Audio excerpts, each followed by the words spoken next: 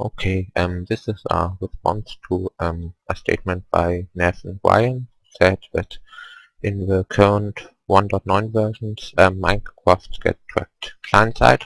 The client determines the position of the minecart, and I'm not sure about that, and in this video I will defend the position that minecarts get tracked server-side.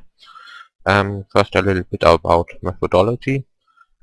We can't look effectively into the 1.9 code because it is obfuscated and it would be a lot of work to deobfuscate the 1.9 code. So code is not really an option, so we need to determine that by experimental evidence. Now as far as I know,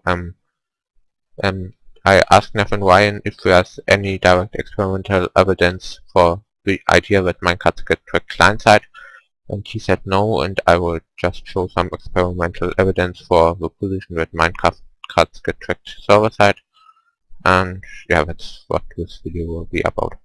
So for the experiments I will be using ghost blocks. So right here we have a ghost block generator which works in versions from 1.9 pre-1 and so on.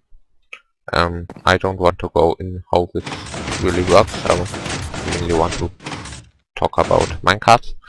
So right here we have a minecart, and since ghost blocks only exist client-side, and we would expect that minecarts cannot be pushed by ghost blocks if if we think that minecarts get tracked server-side, we would think that ghost blocks cannot push minecarts. If we think that the minecart gets tracked client-side, we would think that ghost blocks can push minecarts. So we can just observe it, and we will see the minecart will get pushed, but every few seconds it will go back to its server-side position. So it seems like the client and the server independently track the minecart, but every few seconds the server overrides the position of the minecart, so that ultimately the server-side position of the minecart is what actually matters. Now, what I should mention is that